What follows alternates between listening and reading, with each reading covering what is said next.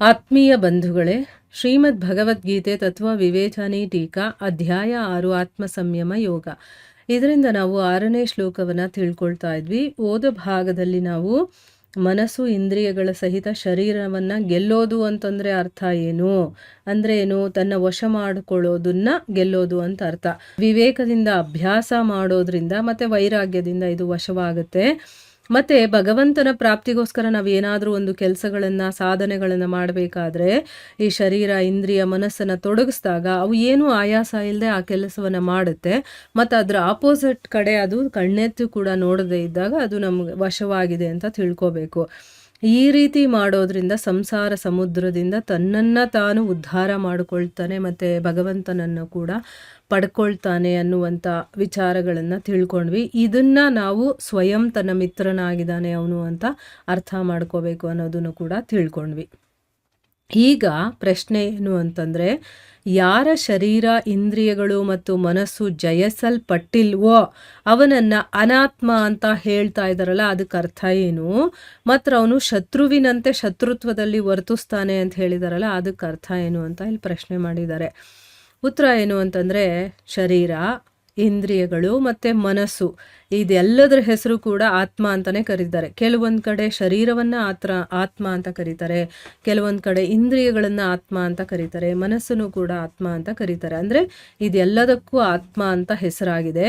ಇದೆಲ್ಲವೂ ಕೂಡ ಯಾರು ತನ್ನ ವಶದಲ್ಲಿ ಇಟ್ಕೊಂಡಿಲ್ವೋ, ಉಚ್ಛೃಂಖಲವಾಗಿದೆಯೋ, ಯಥೇಚ್ಛವಾಗಿ ವಿಷಯಗಳಲ್ಲಿ ತೊಡಗಿದೆಯೋ, ಅಂದರೆ ತನಗಿಷ್ಟ ಬಂದಂಗೆ ಆಡ್ತಾ ಇರುತ್ತೋ ಅಂತ ಅರ್ಥ.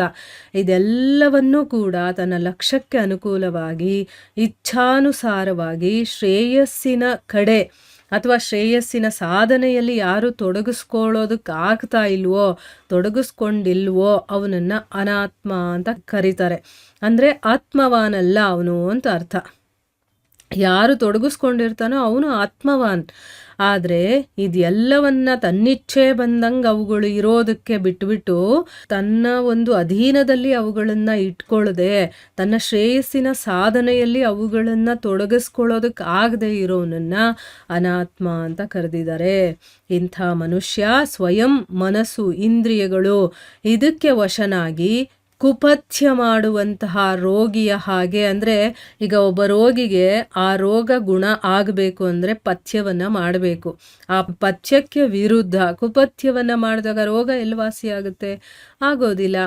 ಅದೇ ರೀತಿ ಕುಪಥ್ಯ ಮಾಡುವಂಥ ರೋಗಿಯ ಹಾಗೆ ತನ್ನದೇ ಆದಂತಹ ಶ್ರೇಯಸ್ಸಿನ ಸಾಧನೆಯ ವಿರುದ್ಧ ಆಚರಣೆ ಮಾಡ್ತಾನೆ. ಯಾವುದನ್ನು ಮಾಡಬಾರ್ದು ಅಂತ ಹೇಳಿರ್ತಾರೋ ಅದನ್ನು ಮಾಡಿದಾಗ ಶ್ರೇಯಸ್ಸಿನ ಕಡೆ ಅವನು ಹೋಗೋದಕ್ಕೆ ಸಾಧ್ಯ ಇಲ್ಲ. ಶ್ರೇಯಸ್ಸಿನ ಸಾಧನೆಗೆ ಮಾಡಬೇಕಾಗಿರುವಂಥದ್ದು ಇರುತ್ತೆ, ಕೆಲವು ವಿರುದ್ಧ ಆಚರಣೆಗಳಿರುತ್ತೆ.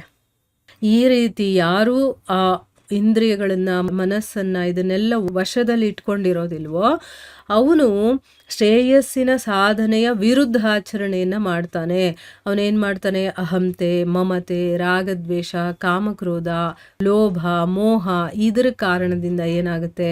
ಪ್ರಮಾದ, ಆಲಸ್ಯ ಮತ್ತು ವಿಷಯ ಭೋಗಗಳಿಗೆ ಮೋಸ ಹೋಗಿ ಅವನು ಪಾಪಕರ್ಮಗಳ ಕಠಿಣವಾದಂತಹ ಬಂಧನಕ್ಕೆ ಒಳಗಾಗ್ತಾನೆ. ಹೇಗೆ ಶತ್ರು ಯಾರಿಗಾದರೂ ಸುಖದ ಸಾಧನೆಗಳಿಂದ ವಂಚಿಸಿ ದುಃಖವನ್ನು ಭೋಗಿಸೋದಕ್ಕೆ ಬಾಧ್ಯನಾಗಿರ್ತಾನೋ ಅದೇ ರೀತಿ ಅವನು ತನ್ನ ಶರೀರ ಇಂದ್ರಿಯಗಳು ಮತ್ತು ಮನಸ್ಸನ್ನು ಶ್ರೇಯಸ್ಸಿನ ಸಾಧನೆಯಲ್ಲಿ ತೊಡಗಿಸದೆ ಭೋಗಗಳಲ್ಲಿ ತೊಡಗಿಸ್ತಾನೆ.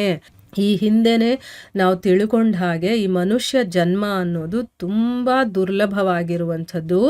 ಇದು ಇರೋದೇ ನಾವು ಭಗವಂತನ ಪ್ರಾಪ್ತಿ ಮಾಡ್ಕೊಳ್ಳೋದಕ್ಕೆ.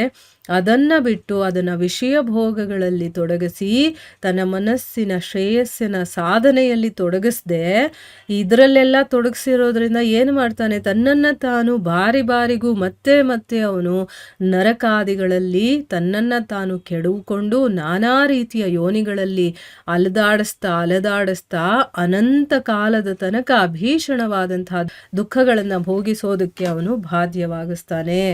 ಅಂದರೆ ಅವನು ಮಾಡುವಂಥದ್ದನ್ನು ಮಾಡೋದಿಲ್ಲ, ಅದಕ್ಕೆ ವಿರುದ್ಧವಾಗಿರೋದನ್ನು ಮಾಡಿದಾಗ ಏನಾಗುತ್ತೆ, ಬೇರೆ ಬೇರೆ ಕೀಳು ಯೋನಿಗಳಲ್ಲಿ ಅವನು ಹುಟ್ಟಬೇಕಾದಂಥ ಒಂದು ಪ್ರಸಂಗವನ್ನು ತನಗೆ ತಾನೇ ತರಿಸ್ಕೊಳ್ತಾನೆ ಅವನು.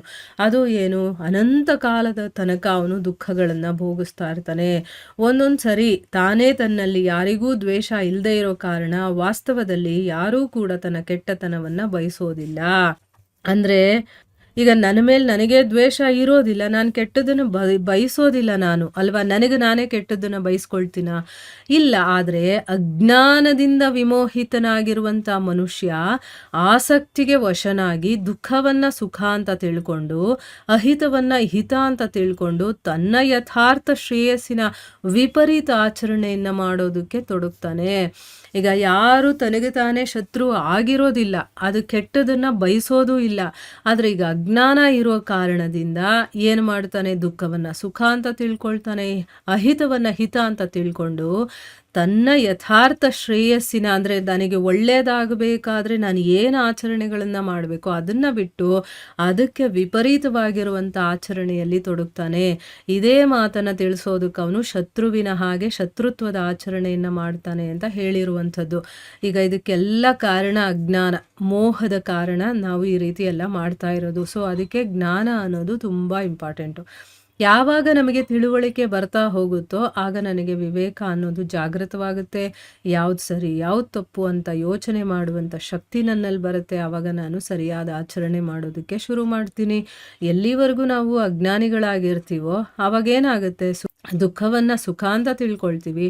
ನನಗೆ ಯಾವುದು ಅಹಿತನೋ ಅದನ್ನು ಹಿತ ಅಂತ ತಿಳ್ಕೊಂಡು ನಮ್ಮ ಶ್ರೇಯಸ್ಸಿನ ಮಾರ್ಗಕ್ಕೆ ಏನು ಬೇಕೋ ಅದನ್ನು ಮಾಡೋದನ್ನು ಬಿಟ್ಟು ಅದಕ್ಕೆ ವಿಪರೀತವಾಗಿರೋದನ್ನು ಮಾಡ್ತಾ ಹೋಗ್ತೀವಿ ಅನ್ನೋದು ಇದರ ಅರ್ಥ. ಇಲ್ಲಿಗೆ ನಾವು ನಿಲ್ಲಿಸೋಣ. ಹರೇ ಕೃಷ್ಣ.